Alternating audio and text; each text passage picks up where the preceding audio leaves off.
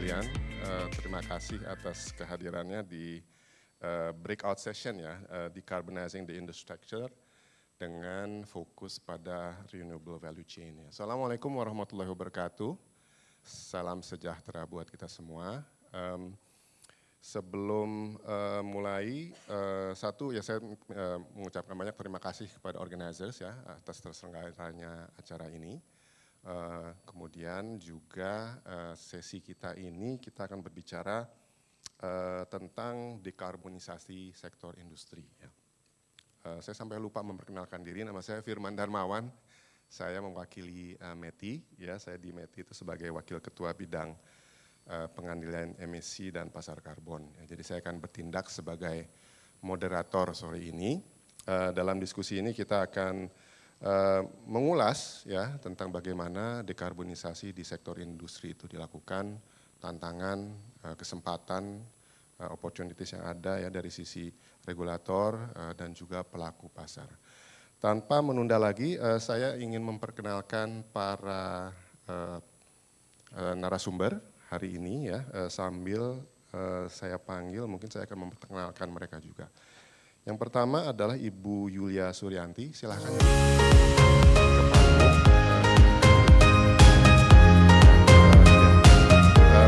Ibu Suryanti saat ini menjabat sebagai Direktur untuk Monitoring Mitigasi Perubahan Iklim, betul ya Bu ya, di KLHK. Monitoring untuk mitigasi perubahan iklim saja. Ya, beliau sejak 2007 itu memang berfokus pada isu-isu mitigasi dan adaptasi perubahan iklim. Ya. Mengembangkan program Kampung Iklim juga ya Bu ya, Proklim ya, yang di dalam NDC itu menjadi salah satu program adaptasi ya dan mitigasi. Sebelumnya juga pernah menjabat sebagai Direktur Pengelolaan B3 di KLHK. Latar belakang pendidikan beliau biologi, Ganesha 10 ya Bu ya, salam Ganesha Bu. Dan juga MSc di Biogeografi dari Universitas Trier di Jerman. Ya. Jadi saya bisa bilang Guten Tag dong ya Bu ya. Baik, berikutnya adalah Pak Revi Kunaifi. Silakan Pak Revi menduduki kursi di sebelah. Beliau adalah Managing Director Akpo Indonesia, perusahaan pengembang proyek renewables. Tapi beliau juga Wakil Ketua Komite Tetap EBT di Kadin. Ya. Pengalamannya 12 tahun di sektor energi, ya Pak ya, di sektor renewables, ya, masyarakat ekonomi ASEAN, di Asia Pasifik, baik itu pengembangan greenfield maupun mergers and acquisitions. Latar belakang pendidikan, teknik UI, S1-nya, S2-nya dari IMT Atlantic, Prancis, benar ya Pak ya? Dan PhD dari Harvard Business School. Oh PLD, maaf salah baca saya Pak. PLD ya dari Harvard Business School ya. Nah, karena dari Perancis berarti menyapanya bonjour gitu ya. Bonjour monsieur, bon après-midi. Tadi saya lihat di Google soalnya. Oke, berikutnya Pak Rizky Fauzianto. Silahkan Pak Rizky. Country Manager dari Rocky Mountain Institute Indonesia. RMI ini organisasi di bidang riset, ya, konsultasi dan juga lecturing ya dalam bidang keberlanjutan dengan fokus profitable innovations untuk energy dan resource efficiency. Beliau di RMI ini adalah spesialis untuk transisi energi dan partnership regional policy expert untuk Southeast Asia dan Indonesia di Global South Program, juga koordinator untuk Just Energy Transition Partnership, benar ya Pak? Pernah juga bekerja di GIZ, Badan Pembangunan Jerman ya. Kemudian latar belakang pendidikannya, S1 Teknik Informatika Universitas Telkom, S2 Sustainable Resource Management, Technische Universität München ya, dengan beasiswa dari Deutschland Stipendium Pak ya, wah luar biasa. Dan terakhir mendapatkan penghargaan Asian Excellence in Energy, betul ya Pak tahun lalu ya. Terima kasih, ini juga Guten Tag berarti ya sekarang Pak. Terakhir, last but not least,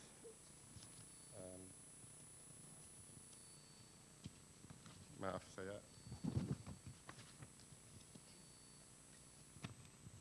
Ini masih cara lama, nggak pakai iPad, jadi buka halamannya. Silahkan Pak Eka Himawan, CEO and founder dari Surya Daya Indonesia. Ya, ini sebuah perusahaan startup pengembang proyek tenaga surya, solar developer ya.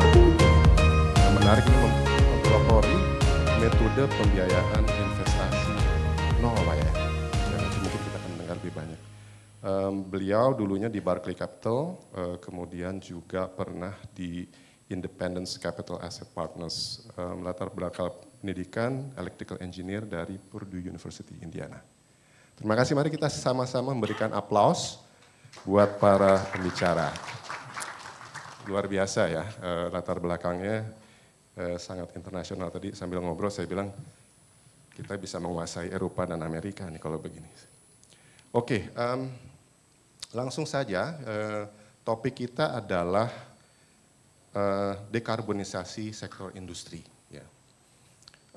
Kalau dari data-data yang ada itu sepertinya memang sektor industri ini perkembangan dari sisi CO2-nya itu sangat besar ya kontribusinya ya.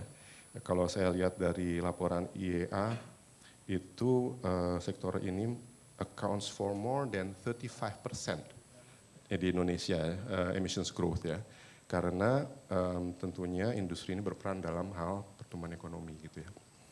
Nah kita akan membahas nih dengan para pembicara bagaimana dari sisi regulator dalam memajukan dan memberikan insentif untuk dekarbonisasi di industri, tantangan, kemudian juga opportunities, tapi juga akan mendengar dari sektor pelakunya sendiri ya, dari Kadin, dari Research Institute dan juga pelaku pasar.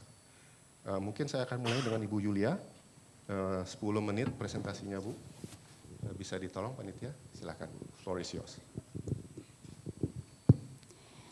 Terima kasih Bapak Moderator, Pak Firman, kita baru ketemu ya Pak, tapi serasa sudah dekat karena komunitas dan visi kita sama.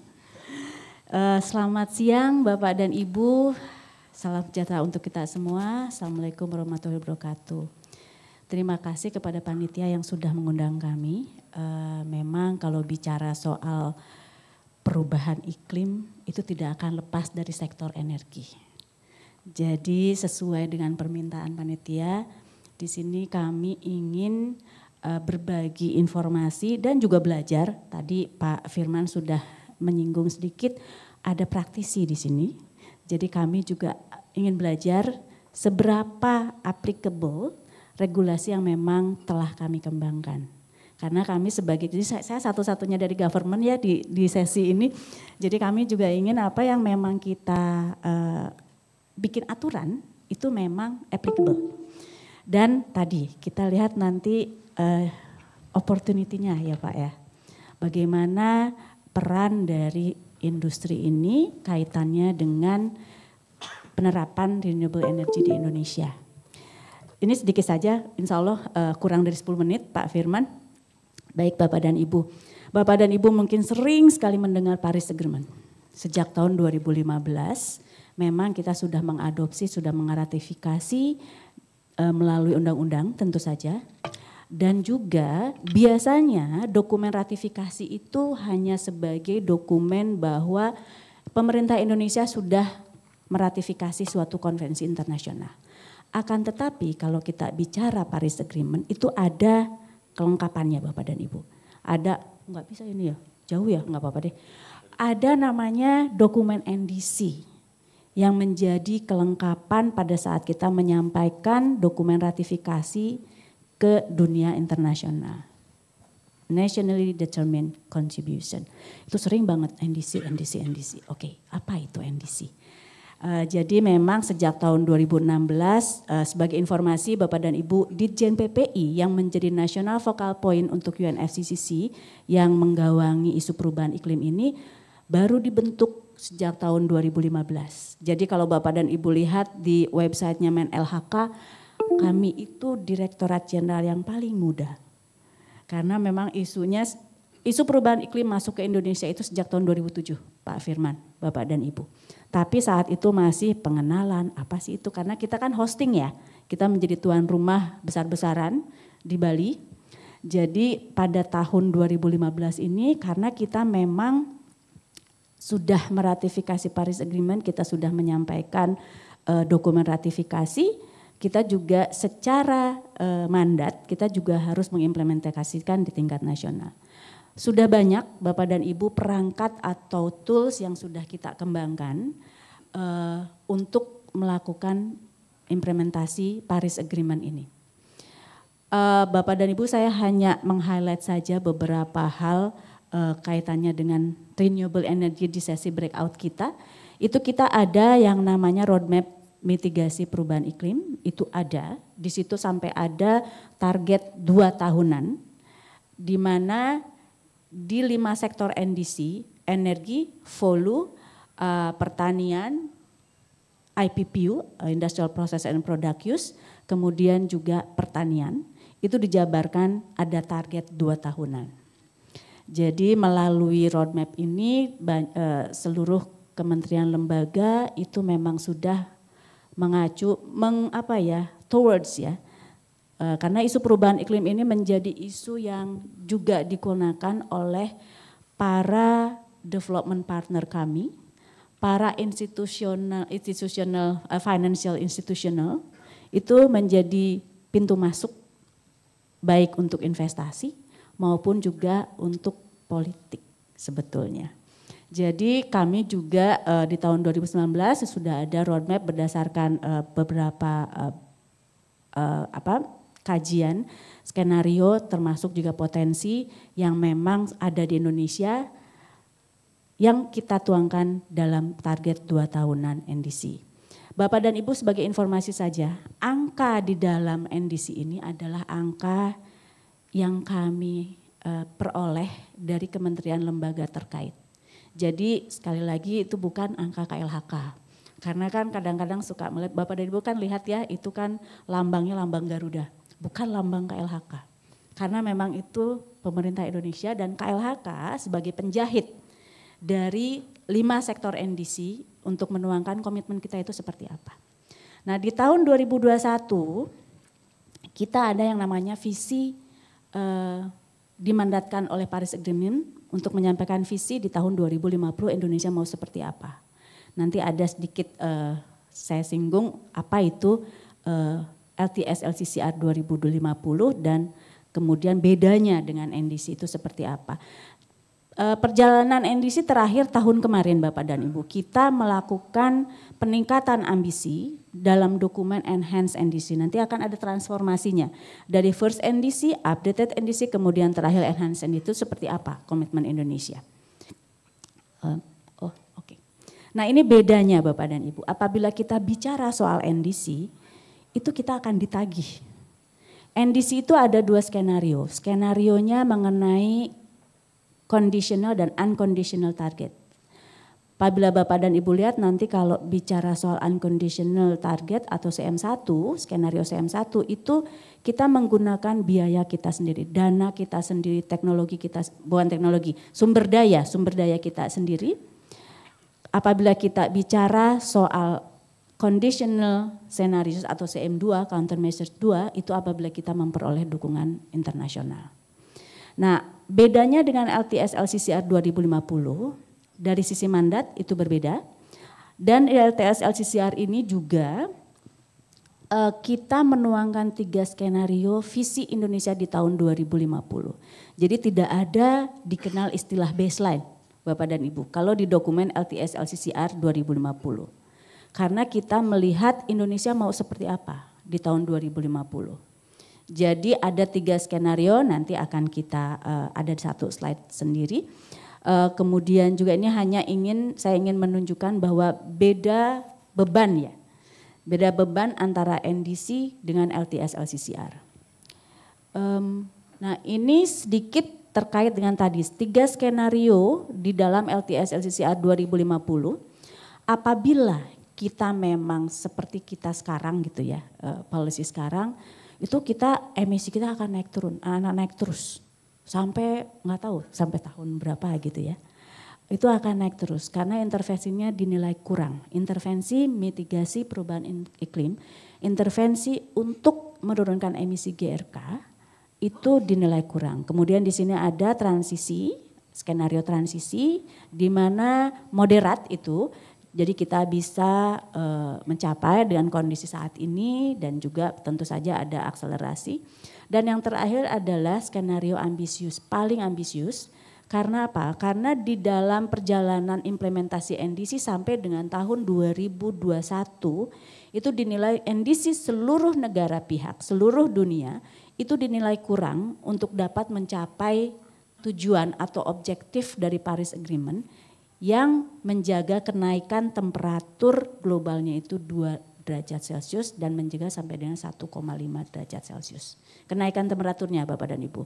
Jadi dari hasil kajian sains untuk membalance, untuk menjaga suhu dunia ini tidak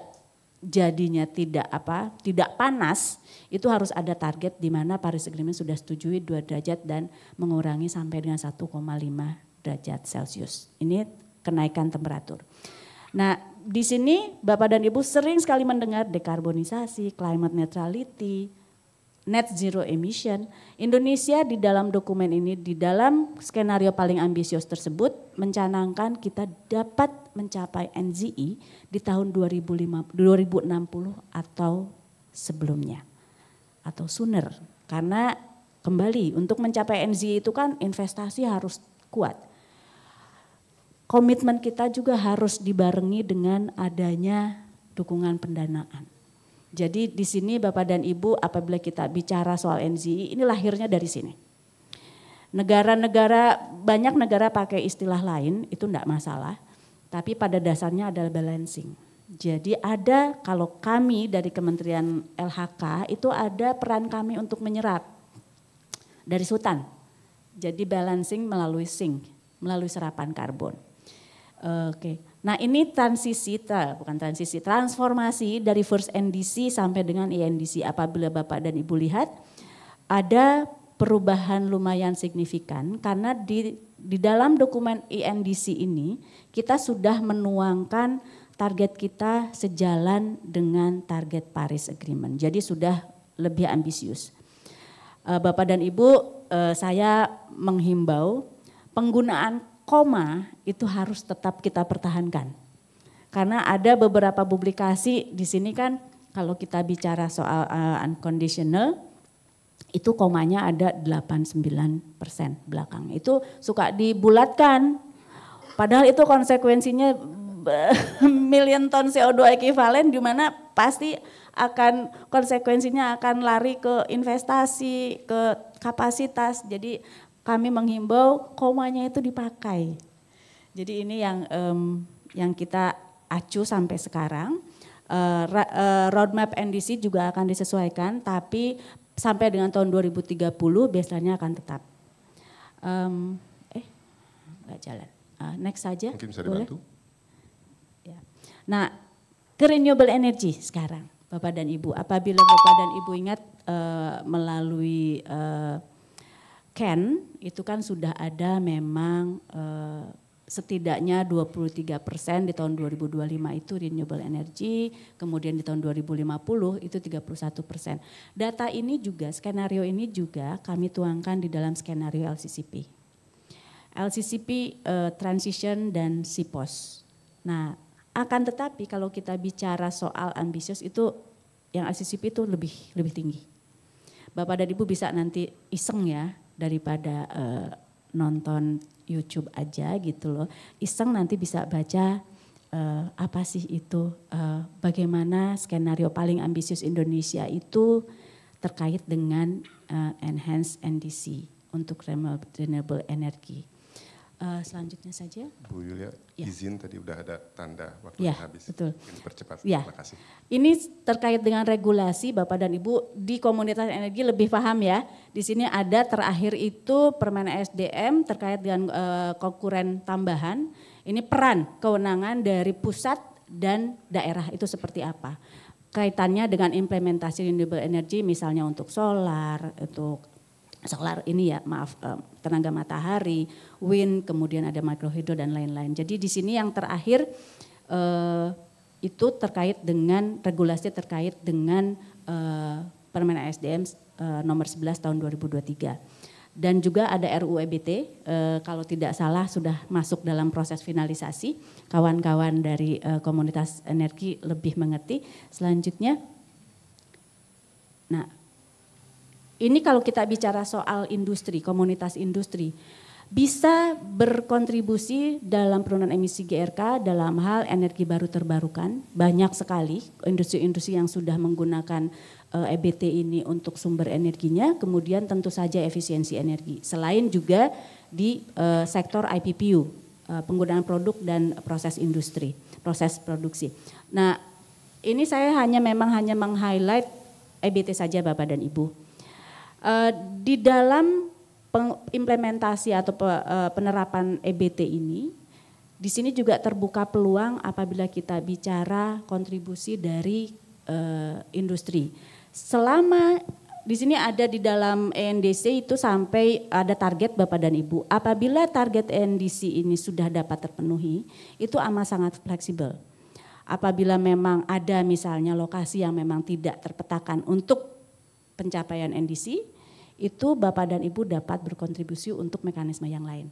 Ini yang terakhir selanjutnya.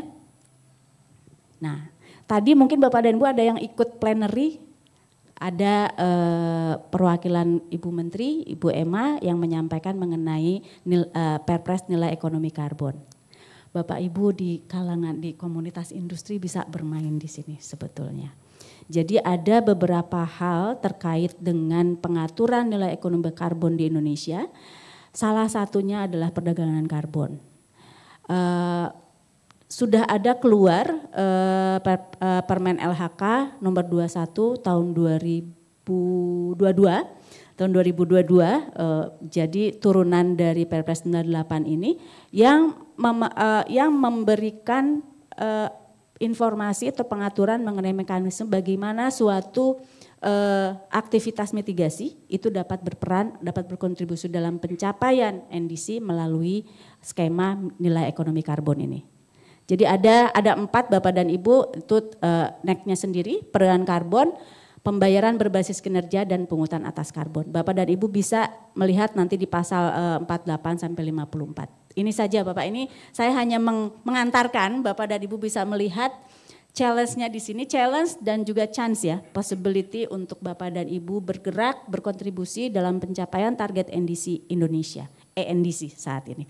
Terima kasih Bapak. 1 menit lewat. Terima kasih. Assalamualaikum warahmatullahi wabarakatuh. Salam sejahtera untuk kita semua. Terima kasih Ibu Ayu atas pemaparannya. Jadi jelas tadi ya, Indonesia sudah punya net zero emissions commitment 2060 yang tertuang dalam LCCS ya. Dan tadi ada beberapa poin untuk bagaimana industri berkontribusi dalam pencapaian itu, yaitu penggunaan EBT, efisiensi energi, dan dalam hal industrial process and product use ya, tadi fokusnya. Nah, kita sudah mendengar dari regulator, nah sekarang saya ingin menuju ke Pak Revi ya, dari Kadin ya. Bagaimana Kadin ini melihat peluang dari sisi industri secara menyeluruhan ya, overview, ada peluang teknologi mungkin ya, bagaimana dari sisi Kadin melihat isu ini. Silakan Pak, 10 menit. Thank you Pak Firman waktunya. Assalamualaikum warahmatullahi wabarakatuh. Selamat siang Ibu Bapak semua. Terima kasih banyak buat panitia EBTKI Connect yang sudah mengundang kami dari Kadin, Komtab EBT untuk bisa berpartisipasi sharing pengalaman kami di Kadin dalam membantu gitu kan mensupport industri mencapai net zero-nya mereka gitu. Jadi kalau tadi dari Bu Yulia sudah menyampaikan framework-nya dari kementerian seperti apa, target kita NDC seperti apa, saya pribadi pada kesempatan ini ingin fokus pada bagaimana sektor industri bisa juga berkontribusi terhadap target pencapaian net zero tadi. Nggak jalan nih kayaknya, next Pak ya. Nah ini kalau kita lihat sedikit nih, ngomong makro sedikit, ada Sankey diagram buat greenhouse gas emissions kita per 2019 kayak apa sih gitu kan. Globally di sini yang dapat saya sampaikan kalau Ibu Bapak lihat di sini adalah sektor energi ini sektor yang paling masif gitu loh. Jadi hampir 70% dari greenhouse gas emissions di sisi dunia yang jumlahnya sekitar roughly 50 juta. Yang ini saya buletin nggak apa-apa ya, boleh ya. 50 billion, 50 gigaton CO2 equivalent. while Indonesia itu kontribusinya roughly kira-kira 3,8%-nya gitu loh, 1,9 gigaton CO2 equivalent gitu loh. Nah sektor energi ini kompos dari hampir 70% dari GHG kita gitu loh. Sisanya tadi yang sudah disampaikan juga ada industrial sector, agriculture sector, dan juga terkait dengan land use gitu loh. Nah cuman kalau kita lihat lagi gitu kan, dari sektor energi ini kebanyakan dipakai apa sih gitu loh. Sektor energi ini yang paling konsumsi paling banyak selain kita individually mengkonsumsi energi, sektor industri itu salah satu yang paling besar untuk menghasilkan barang, proses produksi itu untuk menghasilkan barang yang mengkonsumsi dan menghasilkan pada akhirnya greenhouse gas emissions gitu loh. Jadi nanti kita struktur berpikirnya kenapa sektor industri ini salah satu yang paling strategis bisa dilihat dari Sankey diagram ini. Nah outputnya gitu lah, GHG emissionsnya bentuknya apa? Yang paling banyak again hampir 75% itu CO2, terus ada metan, CH4 dan ada nitrat oksid gitu loh. Nah cuman yang menarik adalah Pak Firman misalnya itu kan, CH4 ini kelihatan roughly kecil gitu kan, 17% compare to CO2 gitu loh. Cuman global warming potential GWP-nya dari CH4 itu 28 kali dari CO2 gitu loh. Jadi kalau CO2 itu potensi untuk jadi global warming itu satu unit CH4 itu 28 kali dari itu gitu loh. Dan N2O lebih besar lagi gitu loh, hampir 300 kali. Jadi walaupun secara porsi percentage kecil, kita harus taruh perhatian yang sangat besar terhadap emisi CH4 ini gitu loh. Nah, kalau kita lihat datanya di Indonesia gitu kan, emission source kita itu roughly kalau dibagi dua, industri dan non-industri itu setengah-setengah lah gitu loh, 53% industri dan sisanya di luar sektor industri dari masing-masing dari kita semua individu. Next slide. Nah, sekarang kita pengen zoom. Tadi kan kita sudah sampaikan bahwa sektor industri cover 53% dari emisi di Indonesia gitu kan, kira-kira. Nah kalau kita zoom in gitu kan, sektor industri ini kebutuhan energinya kayak apa sih gitu. Kita lihat di sini evolusinya dari 2016 ke 2021, electricity gitu kan. Jadi asosiasinya kita kan banyak dari kita melihat bahwa sektor industri, energi dalam industri itu paling banyak listrik gitu loh. Tapi kalau kita lihat di sini, listrik itu roughly cuma 1/4 Pak gitu loh. Hanya ibu bapak sekalian, hanya 23% energi gitu kan. Itu source-nya itu listrik gitu loh. Sisanya ada yang fuel gitu kan, terus ada gas, ada yang paling besar sekarang yang paling besar salah satunya adalah batu bara gitu loh. Nah, ini yang kita kadang jadi quote unquote salah ngebaca atau salah kaprah bahwa kita harus yang penting listrik kita 100% EBT gitu loh Pak. Nah, ini yang kita di sisi Kadin juga pengen ngedorongnya adalah net zero gitu loh, bukan 100% renewable. 100% renewable, yes, this is very important gitu kan.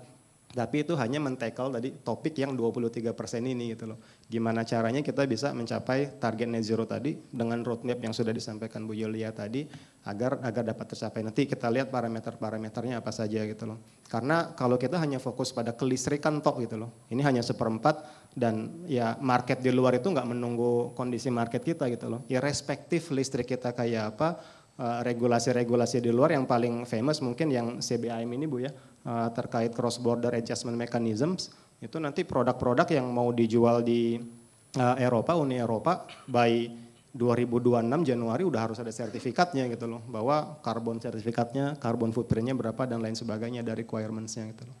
Next. Nah sekarang kalau kita lihat dari industrial value chains di industri gitu loh. Industri ini ada apa saja sih gitu loh. Kalau kita di sisi industri itu sering melihat hanya yang ada di pabrik kita gitu kan, atau fasilitas kita, itu kita sebutnya sebagai scope 1, scope 2 yang dalam kontrol kita gitu. Scope 2 itu sesuatu yang dalam kontrol kita tapi misalnya energinya kita beli listrik dari PLN. Nah listrik dari PLN ini masih dalam scope 2 juga gitu loh. Dari kontrol kita. Sisanya yang di upstream, di hulu dan yang di hilir kita consider sebagai scope 3 gitu loh. Nah, kalau kita lihat di sini kita fokus dulu di scope 1, scope 2 yang ada dalam kontrol industri atau bisnis. Kalau Ibu Bapak lihat di sini beberapa aktivitas yang kami promote gitu loh, bahwa 3 aktivitas besar. Pertama terkait dengan water management, energy use dan juga waste management.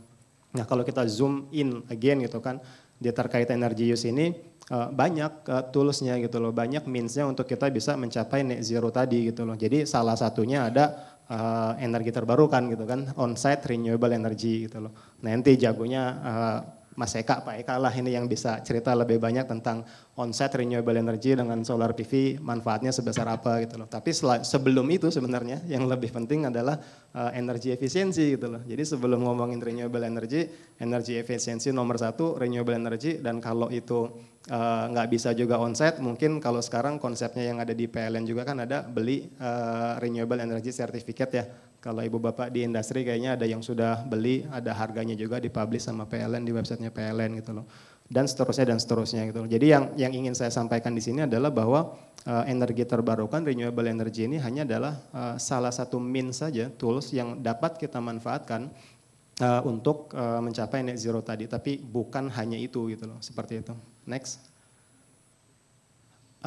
Nah ini kalau kita ngomong di value chain tadi, ngomong lebih details, yang paling penting, yang paling pertama adalah bagaimana kita bisa mengurangin gitu loh, melakukan abatement terhadap emisi kita gitu loh. Jadi penggunaan teknologi, salah satunya yang paling lagi ngetrend sekarang CCUS gitu kan, carbon capture utilization and storage gitu kan.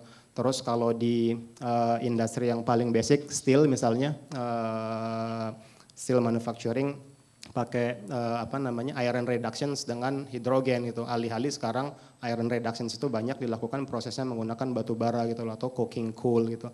Itu impact-nya akan gede banget. Dan ini kalau kita ngomongin CBAM tadi gitu kan, semua steel atau iron yang nanti akan bisa dikonsumsi di sana itu hanya yang proses produksinya itu adalah menggunakan hydrogen gitu loh. Jadi green steel nyebutnya atau green irons. Sisi logistik, transportation juga penting gitu kan. Sekarang yang paling selain di sisi mobility, tapi heavy mobility dengan ship, trans country juga, transkontinental, banyak sekali riset terkait dengan sustainable fuel yang dapat dilakukan gitu loh. Tapi kemudian yang paling penting kita sebagai industri balik lagi gitu loh, apakah semua investasi yang tadi Bu Yela sampaikan gitu loh, untuk mencapai net zero ini ada biayanya. Apakah kemudian investasi yang kita lakukan itu bisa kita bisa making sure gitu, bisa memastikan bahwa semua investasi itu tetap dalam boundary our competitiveness gitu loh. Karena kita nggak bisa investasi gila-gilaan gitu loh, apalagi sebagai negara yang lagi terus berkembang gitu kan, investasi yang sangat masif tapi kemudian menghilangkan competitivity kita di market dari si industri. Terakhir, next. Ini nanti saya skip aja. Yang terakhir ya, saya ingin sampaikan terakhir satu lagi. Nah ini saya ingin tunjukkan gitu loh. Misalnya salah tuh nggak tahu kelihatan apa enggak, tapi ini salah satu contoh dari sektor industri perusahaan namanya Ørsted, perusahaan energi yang kayaknya terbesar di Denmark gitu kan. Mereka juga dinobatkan sebagai the world's most sustainable energy company gitu kan tahun lalu oleh Global 100 Index. Itu mereka di laporan sustainability-nya menarik sekali gitu loh. Kalau ibu bapak nanti punya kesempatan bisa di-download dan dibaca gitu loh. Sangat terstruktur gitu loh ibu. Jadi ini bagaimana ngasih benchmark yang bagus, contoh yang bagus untuk industri di Indonesia untuk bisa melakukan program net zero mereka gitu loh. Jadi bagaimana target either mau lebih cepat 2040 atau 2050 gitu kan, atau align dengan pemerintah Indonesia 2060 kalau bisa lebih cepat sedikit, itu banyak sekali means-nya, tools-nya gitu loh. Jadi semua itu nggak harus dilakukan besok gitu kan, tapi yang penting adalah journey-nya gitu loh. Karena we have time gitu sampai 2040 2050 memanfaatkan sisa GHG yang masih bisa di-emit gitu kira-kira. Tapi kalau tiap tahun gradually kita kurangin emissions kita by roughly 2,5 sampai 3%, we will be there gitu loh. Jadi yang paling penting message-nya adalah bagaimana kita bisa konsisten mengurangin emisi dan greenhouse gas emissions kita setiap tahun gradually terus-terusan gitu loh. Begitu Ibu Bapak sekalian, Pak Firman sebagai pengantar. Terima kasih. Terima kasih banyak Pak Revi atas overview-nya ya dari apa yang bisa dilakukan industri. Tapi menarik juga tadi bahwa kalau kita fokus pada electrification hanya sedikit ya rupanya ya. Dan kita perlu fokus ke hal yang lain, dan dari sisi supply chain tadi kita bisa lihat juga, value chain I should say ya, cukup kompleks. Dan mungkin industri bisa berfokus pada 3 tadi ya, water management, energy use, waste management, dengan energy use itu adalah penggunaan EBT ya. Nah kita mulai berfokus nih pada EBT ya, peluang di EBT, dan saya akan beralih ke Pak Rizky ya. Untuk mungkin menjelaskan gitu ya, kalau kita menggunakan EBT nih ya sebagai salah satu means to decarbonize the industry ya, apa peluang, apa tantangan ya. Mungkin bisa explain dari sisi RMI. 10 menit Pak, silakan. Siap Pak Firman, terima kasih. Assalamualaikum warahmatullahi wabarakatuh. Bapak Ibu semua, tadi sudah disampaikan oleh Ibu Yulia dari sisi government, Mas Refki dari sisi pelaku industri, dan sekarang saya coba dari sisi think tank ya, internasional, mengenai opportunity dan challenge dari industri untuk mengadopsi clean energy. Terima kasih juga buat METI dan SDM untuk sudah menginvite RMI. Boleh, next Mas. Mungkin bagi yang belum tahu RMI is international think tank. Kita bergerak untuk global energy system transformasi menuju energi yang bersih, zero carbon dan berkeadilan untuk semuanya.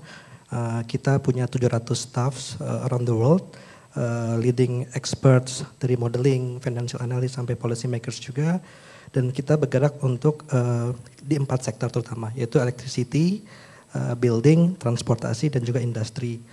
Kita punya 8 office di globally dan sekarang engagement di 61 negara di seluruh dunia. Saya termasuk tim Global South, khususnya Southeast Asia team, dan manage buat Indonesia Country Portfolio.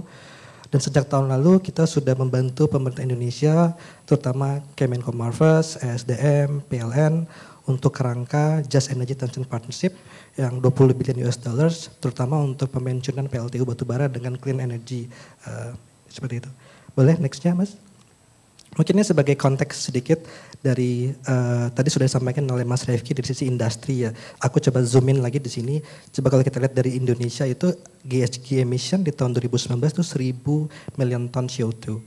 Lalu energy related emission-nya aja itu sekitar 34% atau mungkin 340 million ton CO2. Dan kalau kita lihat lagi zoom dari 34% ini atau 340 million ton itu, industri playing a big role itu 37% atau sekitar 125 million ton. Jadi lumayan besar ya dari sisi emisi dari karbon dari industri sendiri aja gitu. Jadi sekarang aku coba buat mendiskus tentang apa sih opportunity dari industrial sector untuk menuju clean energy, apa sih challenges-nya, bagaimana sih impact dari transisi energi itu sendiri ke economic growth dan juga job creation, dan bagaimana mengadres itu untuk terutama di sisi socio-economic dan environmental. Boleh next lagi Mas? Mungkin pasti kalau tadi kan Mbak Yulia juga sudah bilang kita lihat dari sisi finansial karena akan ada konsekuensinya. Kalau kita lihat the future ya, di 2025, our report in RMI saying that 2/3 dari seluruh penduduk di dunia itu akan tinggal di negara di mana solar and wind itu akan menjadi potensial energi yang termurah. Even bahkan bisa menggantikan 78% PLTU with cost competitive ya. Dan ini kalau switch ini terjadi di tahun 2005 gitu kita bisa net saving sekitar 107 billion US dollar. Itu dengan menggantikan PLTU menjadi clean energy, renewable energy. Nah sekarang kita fokus ke Indonesia. Indonesia aja punya potensial dari solar wind 450 gigawatt. Dan current utilization cuma 2 gigawatt aja, jadi sangat-sangat kecil sekali. Ini belum kita berbicara tentang geothermal, hydropower sama biomas juga. Jadi sangat-sangat besar sekali potensi Indonesia, dan sekarang kita masih di awal ya, ibaratnya mungkin the dawn of clean energy di Indonesia. Dan sekarang juga dari pemerintah melalui SDM dan juga bantuan METI buat promote renewable energy di 23% di 2025 itu akan menjadi membantu kita menuju net zero emission tadi yang disebutkan oleh Mbak Yulia di 2060 tersebut. Nah di saat yang sama juga clean energy itu cost-nya semakin turun, terutama di solar PV nanti juga mungkin Mas Eka akan explain lebih lanjut lagi. Jadi dengan menurunnya dari cost RE deployment, juga procurement yang lebih baik di sisi PLN dengan juga project developer, itu akan membuat renewable energy ke depannya akan menjadi semakin cost kompetitif dibandingkan fossil fuel. Dan renewable energy ini juga kalau kita kaitkan ke industri, itu akan punya impact ke energy intensive industry, yaitu di sektor manufaktur, otomotif dan juga konstruksi. Dan kita lihat lagi kalau Indonesia punya potensi nikel terbesar di dunia sekitar 250 million ton. Ini bisa punya peranan penting buat di sisi EV, battery storage juga solar panel. Jadi dengan semua itu sebenarnya Indonesia ini punya peranan penting dan bisa menjadi example sih buat global how to move Indonesia clean energy gitu. Menjadi apalagi kita juga ada JETP. Cuman tetap masih ada challenges yang kita stakeholders mesti address juga. Malah itu juga membuat RE dibanding negara lain masih lebih mahal. Padahal kita berlimpah sekali dari sisi wind sama solar PV. Mungkin next lagi Mas.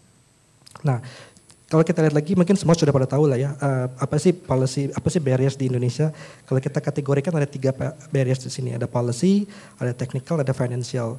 Sayangnya di sisi policy Indonesia masih depend dari coal dan juga dengan gas, apalagi dengan policy buat DMO yang untuk coal di $70 per ton. Jadi masih PLN atau utility masih akan tergantung dengan coal dibandingkan go to renewable energy. Lalu juga masih ada policy challenges seperti renewable energy tarif yang masih lebih mahal dibandingkan fossil fuel, dan juga kita ada local content requirement di mana kalau kita mau develop renewable energy itu 50% mesti local content. Jadi ini ada beberapa policy barriers di sini. Lalu juga ada technical barriers kayak kalau kita coba integrate variable renewable energy which is wind and solar, itu grid kita masih belum absorb successfully, dan juga capacity dari people kita, labor kita masih belum bisa untuk menuju itu gitu di utility.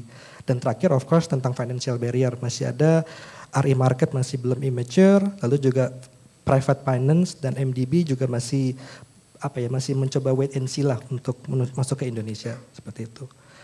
Next lagi. Nah sekarang apa sih impact dari transisi energi ini ke economic growth? Sebenarnya kalau kita lihat lebih banyak positifnya ya, manfaat daripada mudaratnya gitu. Kalau kita lihat dari sisi economic growth, sebenarnya dengan transisi energi tersebut itu malah bisa membuat direct investment di region-region yang punya clean energy resources. Kayak sekarang kita lihat di Sulawesi kan ada wind solar PV yang wind power plant yang terbesar gitu kan di Indonesia. Lalu juga dengan improve energy access di remote area itu juga akan membuat electrification ratio kita akan menjadi lebih tinggi gitu. Lalu juga di industrial area seperti di Kalimantan Timur atau Sulawesi itu juga akan growing ya karena ada mineral resources di situ gitu. Dan kalau kita coba berkaca ke environmental sama sosial, sebenarnya dengan kita mementionkan PLTU itu akan mengeliminate jobs. Tapi itu akan digantikan dengan jobs dari pembangunan renewable energy itu sendiri. Ada riset di IRENA juga malah bilang satu job hilang akan digantikan dengan 3 kali dari renewable energy itu sendiri gitu. Dan dengan adanya pemerataan pembangunan dari renewable energy itu sendiri, ini akan mengimprove quality of life dari people kita dan juga menurunkan migrasi juga. Jadi akan merata nih dari Indonesia Barat, Tengah dan Timur gitu. Karena aksesnya akan sama dengan ke electricity gitu. Dan terakhir juga tentang ke environment, tentu dengan kita menuju renewable energy akan mereduce air pollution ya, seperti itu. Nextnya. Dan sekarang gimana nih cara solusinya untuk mengadres, karena kan tetap aja pasti ada punya pertanyaan gimana tentang job creation, gimana tentang ekonomi finansialnya. Nah solusinya adalah ya kita meng-create enabling environment buat investment renewable energy itu sendiri dengan kita diversify ekonomiknya dan juga menyediakan job opportunities buat future workers. Kalau kita coba discuss dengan KSPSI atau konferensi serikat pekerja, pasti itu akan jadi pertanyaan mereka, gimana nih tentang pekerja coal workers yang akan hilang gitu. Dan ini yang akan kita perlu discuss dengan just transition tadi itu sendiri gitu. Lalu yang kedua, pilot sama feasibility study, bagaimana kita bisa mendemonstrate kalau ini profitable. Kalau kita mendevelop solar PV, menggantikan coal di misalkan di Suralaya atau di Pelabuhan Ratu, ini sebenarnya financiable loh buat financial sector maupun buat private sector. Gitu. Yang ketiga juga of course kita engage dengan stakeholders, itu terutama impacted communities yang di situ lokal ekonomi, karena masih 250.000 workers di Indonesia itu tergantung di coal workers. Itu belum kita ngomongin derivasinya. Untuk misalkan di provinsi di Kalimantan Timur, itu di situ provinsinya tergantung sama coal. Jadi kalau kita hilangkan coal di situ, bagaimana tentang laundry di situ, bagaimana tentang warung-warung di situ, bagaimana tentang everything lokal ekonomi di situ lah, termasuk pemasukan pemerintah daerah juga. Dan yang terakhir perlu energy planning sama environmental impact assessment juga dari pemerintah buat mengadres sisi environmentnya. Terakhir dari saya mungkin last slide, nextnya. Jadi dengan semua potensi opportunity tersebut, despite the challenges, sebenarnya industrial with the help from Indonesia with the help from industrial sector itu sangat bisa punya peranan penting dan menjadi sampel buat country lain buat energy transition, tapi perlu adanya utility energy transition plan which is like RUPTL, kemudian juga bantuan dari industrial atau private sector untuk komitmennya. Banyak sekarang juga private sector sudah mulai membuat decarbonization plan buat mereka sendiri. Lalu yang ketiga bikin pipeline untuk renewable energy dan pemensiunan PLTU sehingga mendorong ke arah renewable energy. Dan yang terakhir blended finance. Jadi nggak cuma dari public aja, tapi juga dari private finance untuk chip in untuk menurunkan cost of capital sendiri. Mungkin itu dari terakhir, next slide. Ya, mungkin itu dari saya, Pak Firman. Terima kasih dan happy to take answer after this. Thank you. Terima kasih Pak Rizky atas penjelasannya. Jadi beberapa poin yang saya ambil dari situ tadi, sebenarnya kans untuk renewable energy itu cukup besar ya, dari sisi cost-nya akan turun secara global dan sebagainya. Cuman untuk Indonesia masih banyak tantangan pada dasarnya ya. Regulasi, teknologi, justru dan funding tadi ya. Ini kedua kali saya mendengarkan kemarin juga bicara tentang the challenges of funding ya untuk renewables dan dikonfirmasikan lagi oleh Pak Rizky tadi.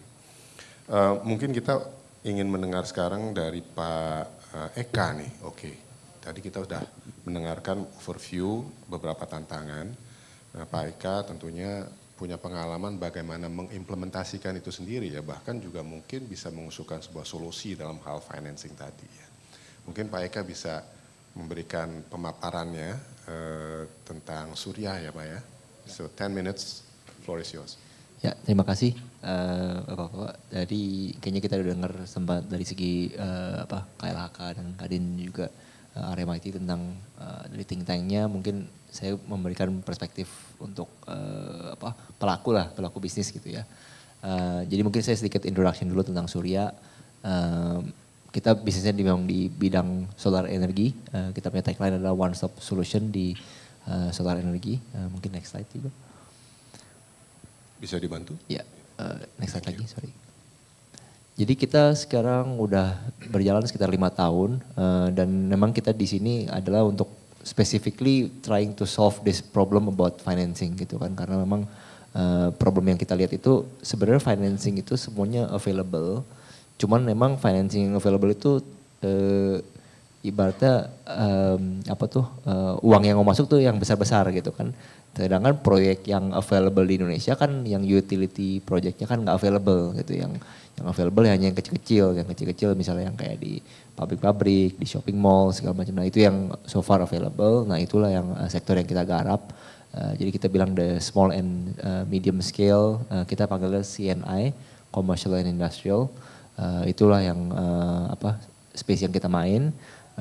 Surya di tengah-tengahnya gitu sebagai agregator gitu, kita kumpulkan proyek-proyek yang kecil-kecil ini dan alhasil jadi ada satu portfolio yang cukup besar di mana kita bisa akses financing dan kita bantu bridging the gap lah gitu istilahnya kan. Karena pemikiran kita renewable energy kalau misalnya dibilang mahal sebenarnya sih udah enggak juga ya. Kalau misalnya kita udah berhasil of course kita sebagai pemain bisnis dan kita udah been here for 5 years, nggak mungkin kita di sini selama ini subsidi terus gitu kan. Jadi kita ada sih caranya untuk kita invest dan kita dapat dari savingnya itu yang bisa di-generate dari investment kita, itu cukup menarik lah untuk bisa diinvest lah gitu istilahnya. Jadi kita memang bisa jalankan itu, memang cuman aksesnya adalah gimana caranya kita bridging dana yang tersedia sama proyek yang tersedia gitu kan, dan caranya kita seperti ini. Mungkin next slide. Ini beberapa institusi-institusi yang udah bantu support Surya untuk channeling investasi-investasi yang bisa dibilang lebih murah ini. Kita ada dukungan dari Goto, ada East Venture, ada Schneider Electric, ada Mitsui dan Saratoga. Mungkin next slide. Nah jadi untuk kita basically untuk kita kan fokusnya di tadi mungkin kayak Pak Revi tadi sempat mention tentang ada scope 1, scope 2 dan scope 2 itu kan pemakaian listrik di pabrik-pabriknya itu sendiri gitu kan. Nah, di pabrik-pabriknya itu sendiri kan pun juga namanya pemakaian listrik ada banyak sektor-sektornya gitu kan. Ada sektor residensial, ada sektor industri, ada sektor bisnis dan juga public and service lah gitu kan. Nah, yang kita rasa bisa kita push untuk ada pengurangan dari emisinya itu yang make sense adalah sektor industri dan sektor bisnis gitu. Sektor residensial again hanya karena regulasinya yang tidak mendukung, kalau menurut kita agak susah sih untuk kita bantu ini. Jadi even if kita Surya dan pemain-pemain seperti kita ini bisa bantu replace renewable energy pun hanya di sektor-sektor yang hijau itu aja gitu kan. Jadi the best case scenario-nya dari kita hanya bisa push gitu, sisanya harus dari ya either renewable energy credit kah atau misalnya dari dari dukungan-dukungan pemerintah yang lainnya sih gitu intinya. Mungkin next step lagi. Ya, jadi mungkin kenapa kita Surya memilih specifically untuk solar energy. Pertama-tama memang karena potensialnya selalu cukup besar. Yang kedua adalah kalau misalnya kita melihat itu kan sekarang posisinya Indonesia ini memang masih oversupply powernya. Oversupply-nya semuanya basisnya batu bara pula gitu kan. Dan semuanya masih baru gitu kan. Kalau misalnya kita suruh pemerintah investasi di utility scale project, udah pasti dia agak enggan karena investasinya baru keluar, nggak mungkin mereka mau ini. Jadi kita nggak mungkin mereka mau investasi lagi dan apa istilahnya jadi oversupply-nya even worse gitu kan. Jadi kita malah pilihnya on the other side of the spectrum. Kalau misalnya PLN itu beli listrik dari IPP dan PLN jual listrik kepada pengguna. Nah untuk pengguna itu kita pikirnya harus angle-nya ke pengguna dulu nih. Dari pengguna-pengguna ini moga-moga kita bisa bicara lah lebih lanjut kepada pemerintah. Dan dari pengguna-pengguna ini of course nggak mungkin kita bisa taruh wind energy di shopping mall gitu kan atau geothermal di bawah pabrik gitu kan. Ya, akhir-akhirnya cuma bisa taruh solar energy gitu. Jadi, itulah alasan kenapa kita pilih solar energy sebagai teknologi untuk kita push di B2B ini. Tapi having said that juga kita juga merasa intinya kan kita mau coba push net zero emission untuk di sektor-sektor industri. Solar energy is one of them, one of the ways to do it. Kita paling hanya bisa replace sekitar 20%-an untuk kita reduksinya. Tetap harus kita push tentang seperti yang energy efficiency atau pembelian REC dan lain-lain juga. Mungkin next one lagi. Ini current situationnya ya. Ini mungkin next step lagi, sorry.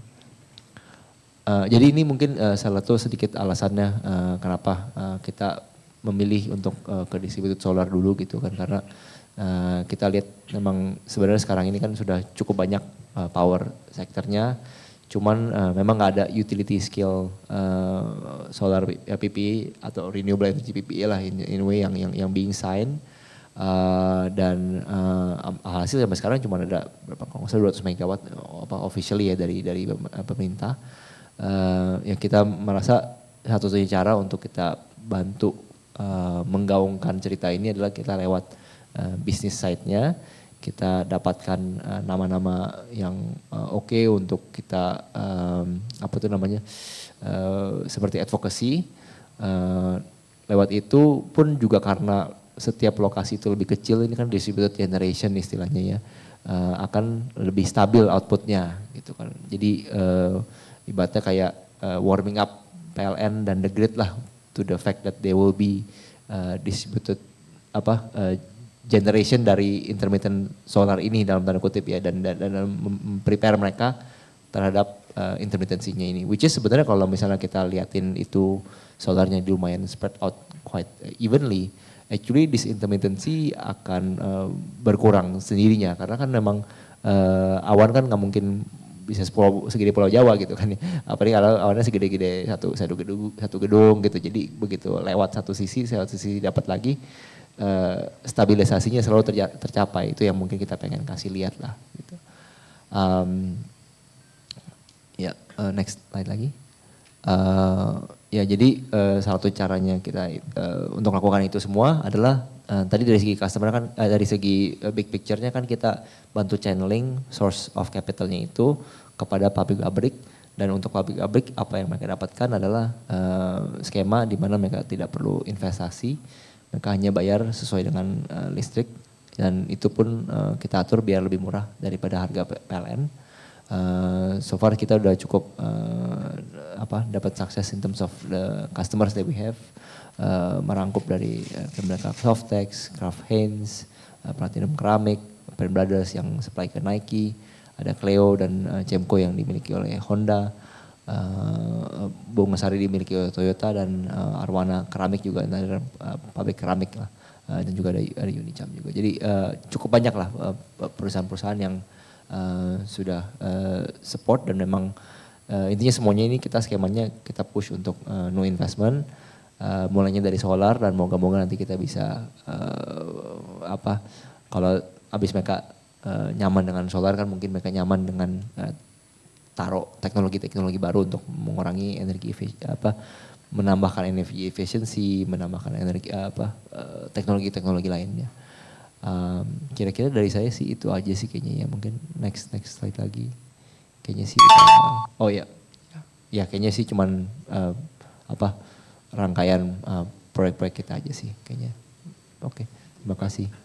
Terima kasih Pak Eka atas pemaparan yang menarik ya, zero investment konsep ini ya, untuk membantu percepatan penerapan EBT di industri ya. Mungkin sebelum kita maju ke sesi berikutnya, kita berikan aplaus meriah dulu buat para pembicara. Saya paling senang jadi moderator itu belajar banyak.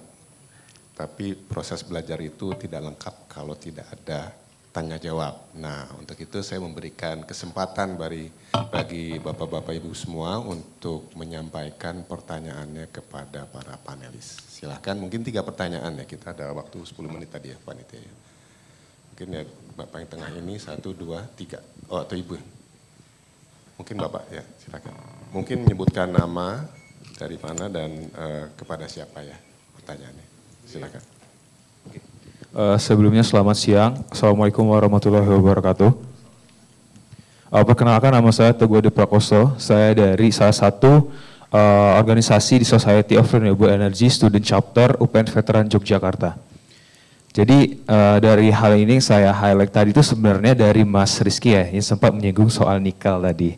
Soal nikel kan kita tahu bahwa Indonesia itu punya potensi yang sangat berlimpah banget di Indonesia, dan itu affordable banget buat kita kembangkan, terutama untuk renewable energy, especially-nya buat electric vehicle dan juga battery untuk PLTS di off-grid system. Nah, mungkin pertanyaan saya, kita buat bahas masalah dulu. Mungkin masalah yang jadi main problem kalau untuk energi terbarukan itu pasti ada 2 hal yang saya pikirin. Yang pertama mahal. Pasti banget, pertama mahal. Karena seorang yang kita tahu bahwa memang renewable energy baik itu dari electric vehicle dan sampai yang industri yang gede seperti PLT pembangkit listrik tenaga geotermal atau panas bumi itu kan mahal banget. Terus yang kedua itu waste management, karena sebagai orang yang bergerak atau komunitas yang bergerak yang memperhatikan SDGs number 7 dan number 13, kita tahu bahwa waste management di Indonesia itu masih sangat, maaf kalau saya katakan masih sangat kurang baik. Apalagi ketika kita bilang baterai itu kan punya umur dan nanti limbahnya mau dikemana. Mungkin pertanyaan saya ini itu menuju ke Mbak Yulia dan juga Mas Revi terkait ini. Apa sih sebagai stakeholder juga pemangku kepentingan di pemerintahan, strategi atau short term yang bisa meyakinkan kami masyarakat bahwa oke, dalam waktu dekat ini aku bakal sangat yakin bahwa renewable energy bisa aku implementasikan dan aku terapkan di kehidupan aku sendiri. Mungkin itu, terima kasih. Mungkin langsung dijawab Bu Yulia dan ya.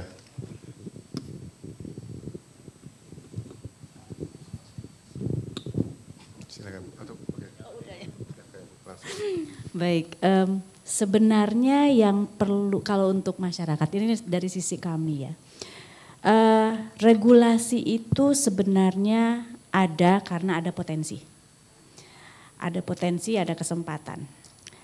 Salah satu yang kami biasanya lakukan itu adalah piloting. Nah, piloting itu akan ada semacam ini ya. Jadi kayak kita setelah piloting itu biasanya tuh ada showcase kan. Nah dari situ misalnya gini, kalau misalnya dari sisi energi yang bertanggung jawab adalah Kementerian SDM. Tapi kalau dari sisi perubahan iklim, salah satu tugas kami itu adalah membumikan isu perubahan iklim yang katanya bahasa langit itu seperti apa di masyarakat. Di DJPPI, Kementerian LHK, itu ada namanya program Kampung Iklim. Sekarang jadinya program Komunitas Iklim, Proklim. Nah melalui showcase inilah yang memang kita tuh coba terapkan. Salah satunya adalah renewable energy. Sayang sekali memang dari cakupan yang selama ini kami lakukan untuk program Proklim ini, Bapak Moderator dan Bapak Ibu, itu memang belum ada yang memasukkan elemen renewable energy, terus terang saja. Karena memang kami kan keterbatasan boundaries otoritas ya, kita bicara boundaries otoritas nih. Tapi saya yakin mungkin di sini ada dari kawan-kawan Kementerian SDM yang memiliki semacam piloting kalau kaitannya dengan renewable energy. Kami ada kalau, tapi kita tidak menyebutnya renewable energy ya, tapi lebih ke arah methane captures. Jadi misalnya di biogas. Jadi di masyarakat itu ada biogas dari ini ya, dari apa namanya itu komunal. Itu mereka menggunakan metannya itu untuk elektrifikasi di komunitas mereka. Itu banyak, itu banyak. Ya dari ini Pak, dari misalnya kalau misalnya ada di pedesaan tuh sapi, atau di perkotaan tuh dari ini, dari IPLT, dari IPAL komunal kan ada, maaf ya, kotoran manusia ya. Nah itu kan ada IPAL komunal. Jadi kalau menurut saya bagaimana renewable energy ini bisa terlihat bahwa itu mudah gitu ya. Itu kan pertanyaannya, itu adalah showcasing melalui misalnya piloting. Mungkin salah satu cara juga bisa tadi pendekatan dari sisi finance-nya dari yang Surya sudah lakukan. Kalau Surya kan kalau tadi saya tangkap kan lebih ke arah companies gitu ya. Mungkin ada inisiatif kembali, ini kan komunitas energi pasti banyak ininya ya, tangannya gitu ya. Itu pasti ada inisiatif-inisiatif serupa seperti yang Proklim ini. Memang kalau di Proklim terus terang saja untuk yang renewable energy tidak, kami belum pernah masuk ke dalam radar kami. Tapi kalau misalnya waste to energy, misalnya yang tadi biogas, pemanfaatan metan untuk sumber listrik, itu ada banyak sebetulnya. Itu biasanya IPAL komunal itu banyak sekali di kota-kota, termasuk juga biogas yang kalau di pedesaan. Kita banyak sekali karena di pedesaan itu juga kan suka ada komunitas peternak ya. Kan peternaknya kan jadi mereka tuh punya saya lupa paguyuban atau apa. Jadi kalau misalnya kami pendekatannya bagaimana masyarakat itu bisa ngeh gitu bahwa itu tuh bisa dilakukan, yaitu showcasing. Kalau di kami itu melalui program Kampung Iklim, program Komunitas Iklim. Mungkin itu ya Pak ya. Terima kasih. Mungkin tambahan Pak Rifki. Ya mau komen dikit terkait dengan harga tadi ya. Energi terbarukan yang persepsinya di masyarakat bahwa EBT adalah sumber energi yang mahal itu. Kalau saya paling nggak setuju dengan anggapan seperti itu. Kenapa kita pakai angka misalnya, misalnya harga listrik dari batu bara itu berapa sih gitu kan, BPP-nya, biaya pokok produksinya itu roughly 5-6 sen US dollar per kWh. Saya sekitar 700-800 rupiah per kilowatt hour gitu loh. PLN jual ke kita di harga non subsidi 1.500. So PLN make a lot of money gitu kan dari batu bara. Sekarang kalau surya gitu kan, matahari ini kan, matahari roughly mungkin di CNI surya mungkin bisa jual harganya mungkin 800-900 rupiah gitu kan, di bawah 1.000 rupiah gitu loh. Jadi secara harga itu comparable already sama batu bara gitu loh. Jadi itu satu gitu. Kalau kita ngomong yang lain itu kan hydro harganya sama bisa di 6-7 sen gitu kan. Geothermal panas tadi disampaikan harganya sekarang lagi orang berjuang developers agar bisa mendapatkan harga 10-11 sen. Meanwhile government pengen push ke angka 8-9 sen, it's a bit difficult. Tapi kalau kita ngomong harga itu jangan saran saya gitu, jangan fokus ke hanya di sisi production saja gitu. Karena kalau kita ngomong batu bara paling gampang batu bara kan. Karena excess supply dan produksi yang dianggap paling murah saat ini batu bara, externalities-nya harus kita hitung gitu loh. Biaya mining di sana gitu kan, recovery-nya seperti apa, kemudian nanti dampak udara yang kotor. Nah ini sekarang narasi-narasi tentang udara yang kotor nggak sehat, kemudian itu kan biaya juga kan negara kan. Ongkosnya siapa nanti yang akan membiayai anak-anak yang pada kena penyakit ISPA gitu kan. BPJS lagi, BPJS is our taxpayer money gitu loh. Jadi hal-hal kayak gini menurut saya harus dihitung sebagai komponen biaya dari listrik itu sendiri gitu loh. Social cost-nya gitu. Yang lebih praktikal mungkin yang bisa convince, ya case saya aja deh. Saya pasang PLTS atap di rumah gitu kan. Sudah 2 tahun lebih lah gitu loh. Sejak 2 tahun itu saya udah quote-unquote nggak bayar listrik PLN lagi gitu loh. Karena listrik energi yang saya produksi di rumah itu sudah lebih besar daripada electricity yang saya konsumsi Pak Firman gitu loh. Jadi bayar listrik PLN cuma bayar minimum charge saja Mas gitu loh. Hanya minimum charge karena ya relatively saya sudah positif gitu loh secara energy production. Jadi yang paling gampang sebenarnya untuk halayak paling gampang kalau mau mulai dari diri sendiri ya pasang PLTS atap saja. Saya bantu Surya promosi nih jadinya. Thank you. Terima kasih Pak Revi. Menjawab ya pertanyaannya tadi, itunya ya. Tadi kalau nggak salah Mas yang di sana ya. Silakan perkenalkan dan pertanyaannya. Mungkin ringkas ya.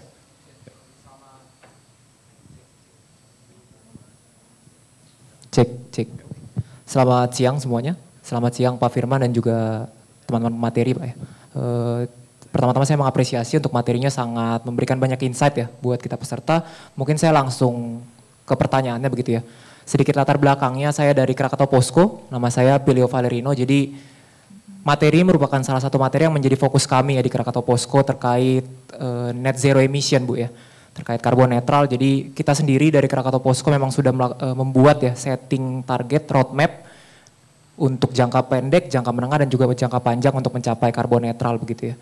Dan juga salah satu fokusnya memang di jangka panjang tadi sempat disebut oleh Pak Revi ya, itu adalah iron reduction Pak ya. Jadi kita industri baja, jadi di 2050 sampai 2060 kita punya target, kita akan menerapkan teknologi namanya Hyrex. Jadi kita full menggunakan reduksi dengan hidrogen begitu Pak. Nah salah satu fokus kami atau concern kami di jangka pendek sampai jangka menengah itu adalah pengembangan dari energi terbarukan Pak ya, salah satunya kita ada rencana untuk pemasangan solar PV. Nah tapi salah satu fokus kami adalah kita memanfaatkan waste recovery Pak namanya atau off gas dari hasil produksi kami yang kami manfaatkan untuk mengenerate electricity dan juga steam ya.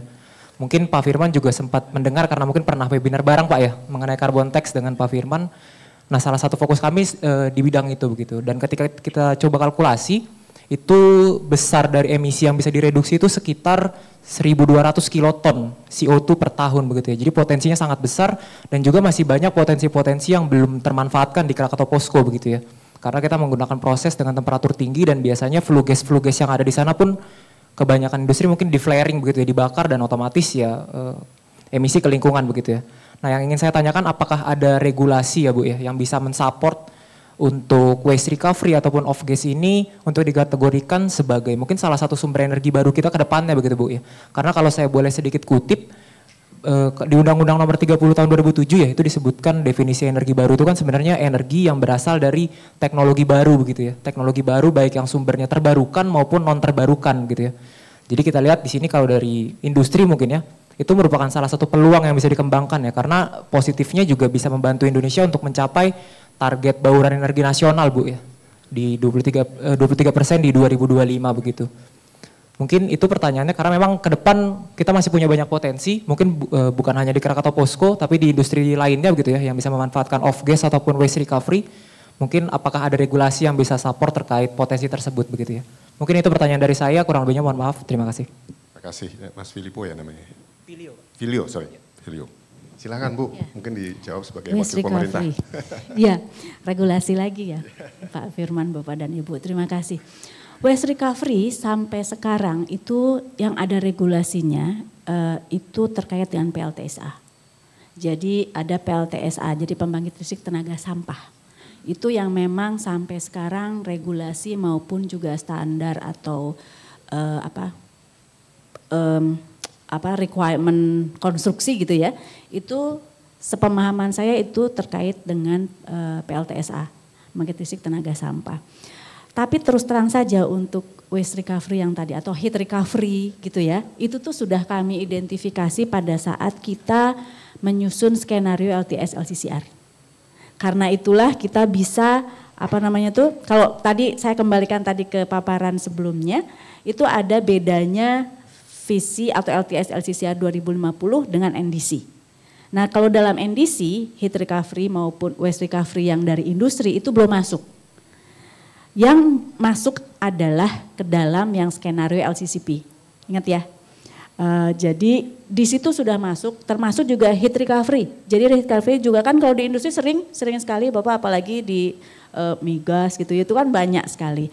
Itu sudah kita identifikasi, potensinya ada, kemudian CCS yang tadi sempat disinggung juga, itu sudah kita masuk dan termasuk juga sebetulnya BECS, Biomass CCS. Nah, hanya balik lagi nih, ini Bapak dan Ibu yang sering berurusan dengan bisnis ya. Kalau kami, terus terang aja kami itu tidak sensitif kalau urusan bisnis. Tapi kami sensitif dalam hal misalkan teknologi yang sudah dikembangkan dan dampaknya terhadap lingkungan. Jadi pada saat tadi ada misalnya tuh potensi seperti itu, bisa kan kalau misalnya memang sudah in a way masif apalagi signifikan gitu ya, banyak gitu, sebetulnya itu banyak. Kami juga sudah halo-halo dengan kawan-kawan di Kementerian Perindustrian, itu sudah ada potensinya seperti itu. Karena Kementerian Perindustrian juga, jadi energi efisiensi juga kan tidak hanya dilakukan oleh Kementerian SDM, tapi oleh Kementerian Perindustrian di lingkup industri. Jadi itu kami juga pada saat menyusun skenario itu kami juga sudah memetakan ini ada loh potensi yang memang belum masuk ke dalam NDC. Itu kita tuangkan dalam LTS LCCR 2050. Jadi kalau sepemahaman saya untuk yang tadi, untuk yang waste to energy, itu baru PLTSA. Tapi mungkin siapa tahu ada dari kawan-kawan SDM atau kawan-kawan dari Kementerian Perindustrian yang memang memiliki informasi lebih lanjut. Mungkin itu ya, kalau dari kami itu aja.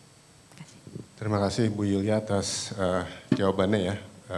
Ya sayangnya nggak ada perwakilan ISDM dan perindustrian di sini. Saya barusan diingatkan oleh panitia, mohon maaf sekali kayak mengingat terbatasnya waktu, jadi kita sudahi question and answers-nya ya sesi ini. Tapi tadi kalau ada pertanyaan lagi silahkan disampaikan ke panitia, tetap kita catat, nanti kita bisa salurkan ke para panelis ya. Mungkin kita beri tepuk tangan meriah buat para pembicara ya. Tepuk tangan untuk moderator juga Pak. Terima kasih Ibu. Nah sebelum kita tutup saya ingin meminta punching line nih dari para speaker ya. Mungkin tadi kita mulai dari sisi regulator, saya ingin mulai dari Pak Eka. Kira-kira apa yang bisa, what's your punching line, tagline yang bisa diberikan kepada para pemirsa di sini ya sebagai kesimpulan mungkin ya. Silakan, singkat saja Pak. Mungkin kesimpulannya adalah renewable energy sudah lebih murah dan sudah lebih technologically sudah lebih available. Jadi mari kita manfaatkan itu. Terima kasih. Silakan Pak. Ya, thank you Pak Firman. Mungkin sama tambahin, cuman teknologi sudah semakin murah, tapi jangan lupa untuk kita transisi energi yang berkeadilan. Jadi jangan lupakan impacted communities, co-workers, so those people that needs some help as well. Thank you. Ya dari saya tadi Pak, punchline-nya lebih ke arah bahwa usaha untuk net zero ini adalah usaha yang butuh konsistensi gitu. Jadi yang lebih penting adalah bagaimana kita bisa konsisten setiap tahun menurunkan emisi karbon kita by 3-4% sampai 2040-2050 sehingga net zero tadi tercapai. Terakhir ya Terakhir, Pak. Bu. Sedikit saja, jadikan kendala yang selama ini dilihat dalam perubahan iklim, emisi GRK itu menjadi peluang. Di sini sudah ada ya Pak, itu saja sih sebetulnya. Ini peluang semuanya, peluang investasi, peluang merubah kebiasaan, pola hidup, jadi itu saja. Terima kasih, wah luar biasa nih punching lines-nya. Mari kita tepuk tangan lagi buat para panelis ya. Makanya saya di awal saya sangat antusias dan optimis ini dengan apalagi latar belakang internasional ini kita bisa menguasai pasar Eropa dan Amerika. Amin. Baik, dengan demikian kami tutup sesi breakout ini. Terima kasih sekali lagi pada para panelis ya atas insights dan ilmunya, juga kepada bapak-bapak, ibu-ibu hadirin sekalian atas partisipasi aktifnya. Sayang udah hot tapi kita harus sudahi lebih awal ya. Mungkin saya kembalikan ke panitia. Saat ini abis ini ada foto ya? Ada foto. Oh, penyerahan sertifikat. Baik, jadi jangan meninggalkan panggung dulu, Ibu dan Bapak-bapak sekalian. Sekali lagi terima kasih. Atas kurang lebihnya mohon maaf. Wabillahi taufiq wal hidayah. Wassalamualaikum warahmatullahi wabarakatuh. Pak Bobi, kami mengundang Pak Bobi untuk menyerahkan sertifikat.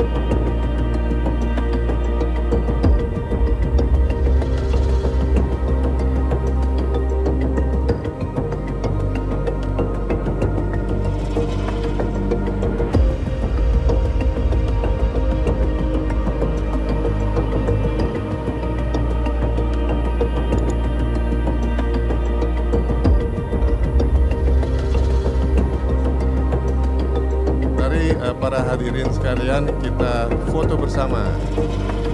Ikut dong. Orang Sarula harus ikut.